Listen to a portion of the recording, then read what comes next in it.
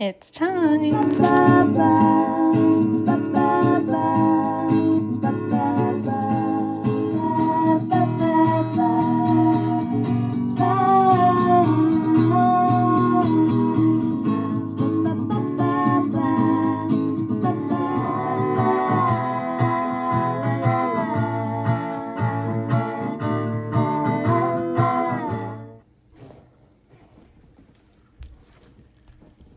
Hello, gentle readers, and welcome back. It has been far too long since my last video, and I am so excited to be kicking off the fall season in my newly decorated space here.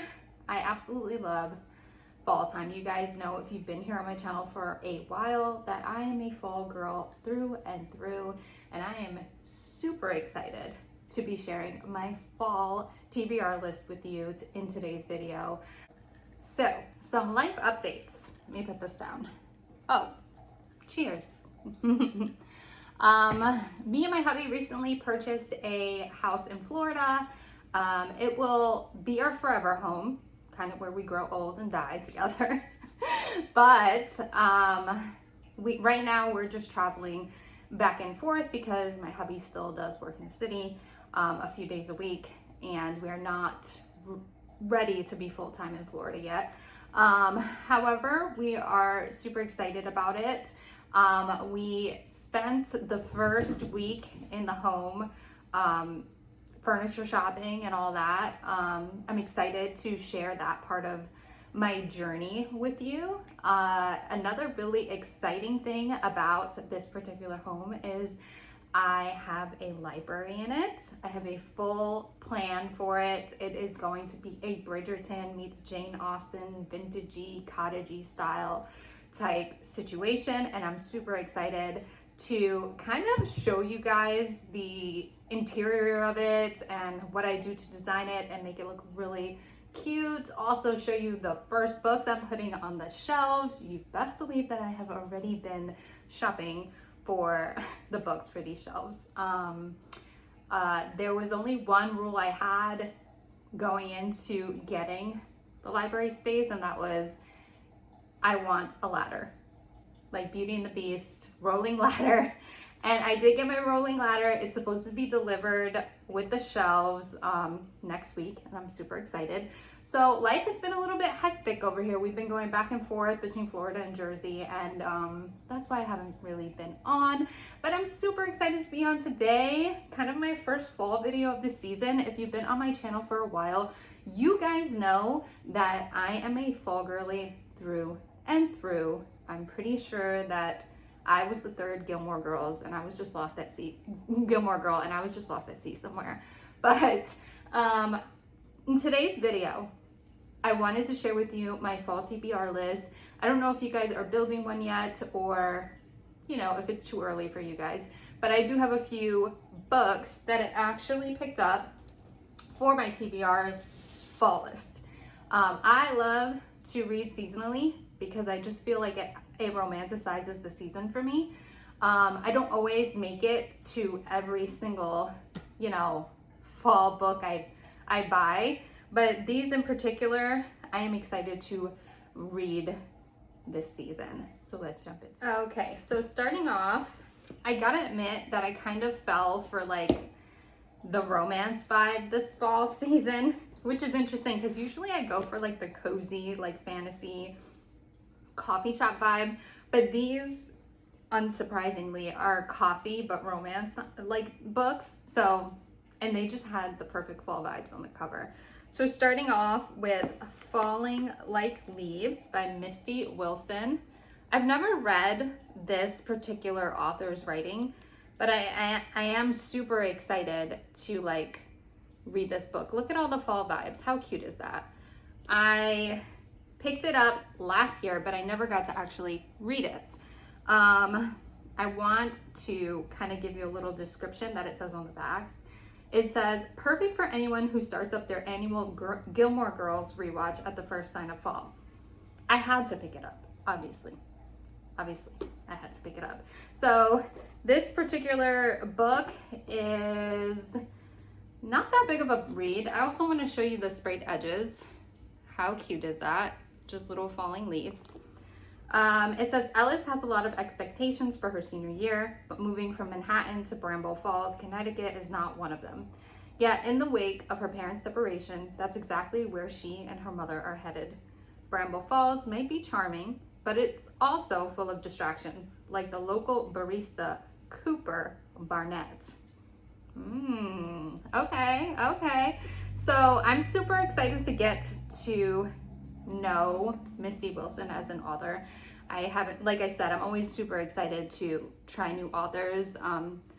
You know, I honestly respect the author game at this point in my life because I realize as I get older the importance of written word. And,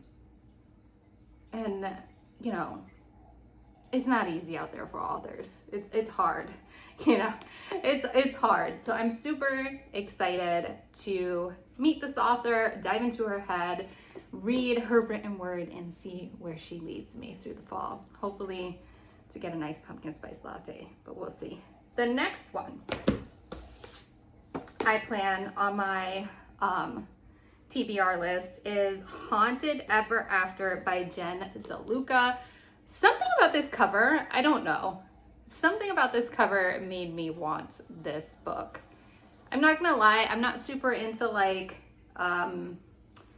creepy, scary books. I do force myself to read a thriller at least once every fall.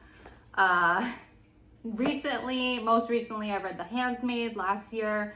The first book and the second book, or The Housemaid, sorry. And those were really good, but I basically forced myself to do something a little scary every fall season because I could be a bit of a chicken this time of year. I don't really like horror or scary, disturbing things. So, and I know that's probably surprising to you considering I have a skeleton here behind me, but my husband really enjoys horror. He enjoys going to Halloween Horror Nights at Universal Studios, and I'll be honest, I did it once not last year, maybe the year before, and I told him I would try and I would go, but the second I feel uncomfortable, like in a haunted house, you'll have to go in on your own. I told him, like, you know, there was certain ones I was willing to do, certain ones I wasn't. I think I was able to do 4 of the 10. So, I mean, but I felt it was very brave of me because I personally don't like being scared. I love watching other people get scared, which is kind of evil, but I don't like being scared myself. So that's just what it is. But I forced myself to do something scary. I like to decorate the house a little creepy during this time of year, only because my husband really enjoys it, and that's just like a compromise I make. I mix the fall with the creepy, and I want him to enjoy his space here too, so that's kind of where we're at. This guy I've had for a while. I'm looking for a name for him this year. I honestly am thinking Luke, because he has the plaid shirt. My theme for this year's fireplace, this is totally off topic, sorry you guys, but there's so much to catch up on, was like reading at the pumpkin patch, which is why he's like reading a book at the pumpkin. And it's like a whole bunch of pumpkins. There's like a little barnyard cat here. I just thought it would be a cute little theme for this year's fireplace kind of setup. And I think, what do you guys think? Do you think he looks like Luke Diner? Maybe if I put a backwards hat on him, oh my gosh, that would be so cool. If I put a backwards hat on him, he would probably look just like Luke. All right, back to Haunted Ever After. Now, this particular book, I don't know, there was something about the couple on the front that made me want to pick it up. I don't know, they just look like they're up to no good, and I kind of love that for them. I also love the setting. It's actually set in small coastal Florida, so I plan to bring this one down to Florida with me, and let it be a seasonal read that I can read there in my library. If you guys have been following me for a while, you know I also have like kind of shelves full of books here too. So I'm picking and choosing which ones I plan on bringing with me there. And this is definitely one, since it's basically set in small coastal Florida. It basically says small coastal Florida towns often find themselves scrambling for the tourism dollars that the Orlando theme parks leave behind. And within the town limits of Boneyard Key, the residents decided long ago to lean into its ghostliness.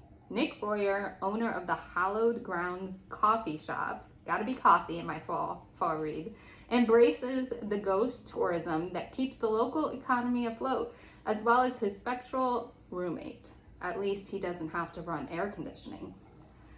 Casey Rutherford possibly overreacted to all her friends getting married and having kids when she left Orlando and bought a flipped historic cottage in Boneyard Key.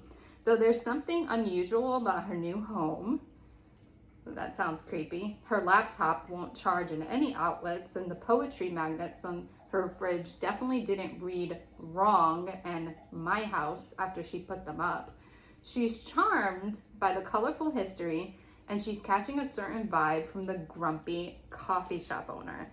I love a good grumpy sunshine trope. Where are my grumpy sunshine trope lovers? Where are the girlies out there? I don't see it enough. I don't see enough women who like, or in general, like people who like that trope. But I love it. I love it because it gives Lorelai and Luke to me, and I find them so entertaining. So super excited to bring this down to the house and put it on my bookshelf in my library. It's gonna be fun. It's gonna be a fun read. Next, we are moving on to Pumpkin Spice and Everything Nice. This is a beautiful cover. And it has some beautiful sprayed edges. You know I love me a good sprayed edge. I just want it to be focused. Okay, here we go. And I've heard some mixed things about this particular book, but you know, art is subjective, you know, and honestly, she'll look pretty on a bookshelf regardless, so I'm not really worried about it. But it says Lucy Kane hates pumpkin spice lattes. Honestly, I think that's the main thing that gripped my attention, because it was just like, how dare you? I love pumpkin spice. I love pumpkin spice everything. I still put pumpkin spice syrup on my pancakes, even in the summer. I know it's extra, but I love pumpkin spice. I think that instantly made me want to buy the book, because it's just like, how dare you? How could you not like pumpkin spice? Which is a problem, because A, Lucy lives in the quaint New England town of Briarglen, where everyone loves all things autumn, and B, she's a barista at her mom's coffee shop. Cup o' Joe. As the first fall leaves descend upon Briarglen, Lucy and her mom gear up for a busy season. But then Java Junction, a multinational coffee chain, opens a store literally across the street, home of the world famous pumpkin spice latte. To make matters worse, it turns out that Jack Harper, the new kid in school and Lucy's secret crush, is the son of the owners. Talk about mixing business with pleasure. So this right here gave me the, what's the name? You've Got Mail vibes instantly, because you know, it's that whole like business, small town business versus, you know, big chain. And you know, it instantly gave me that, and I think that's why I gravitated to pick it up as well, because I love You've Got Mail. That's one of my all-time favorite movies to watch in the fall. And this definitely gives that vibe. So I'm super excited to read it. I mean, even despite a lot of people not liking it or finding it a little dull or whatever, I'm super excited. Art is subjective, you guys. So even if the reviews aren't necessarily great, or somebody, maybe it's not everyone's cup of coffee, you know, you may love it. So check it out. Check it out. Next, my thriller for this season. I had to get it because, you know, I don't know, the cover and the title just hit home. It's called The Housewife. And I've never read this author either, Natalie Borelli. But I don't know, something about that cover. Maybe because I'm a housewife myself, I felt like I had to grab it to see what it was about, you know? And the back says, I finally found something that proves what I always knew. He did something to her. Ooh, instantly that keeps me intrigued. It says, Jody has built the life she always dreamed of, a beautiful home, a respected husband, and the image of the perfect wife. But behind that picture-perfect facade lies an obsession she can't let go of, proving that Roy killed his first wife, Deborah. Now that's kind of wild to me because, I mean, if Roy's her husband, why marry the man if you really do believe that he killed his first wife? I don't know, that seems a little twisted. But that's kind of the point, I assume. So I'm super excited to read this one. Again, I'm not super into horror, so I kind of gravitate to either mystery or thriller. I did try Agatha Christie novels in the last couple of years, and those have been really interesting and cool to read as well. She's a great writer.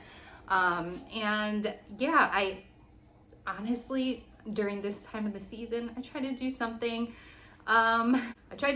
that scares me, you know? Why not? This is the season to do it.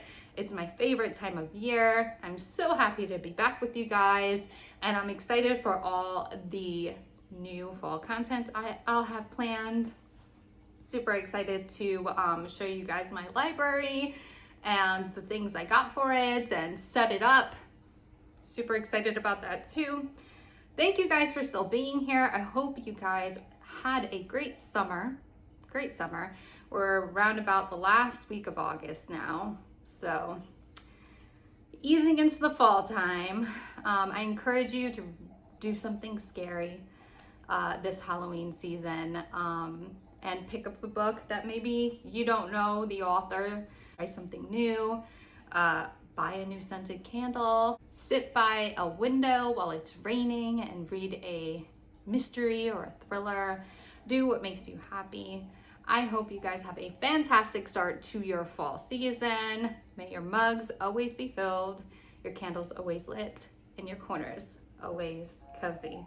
Until next time, my friends.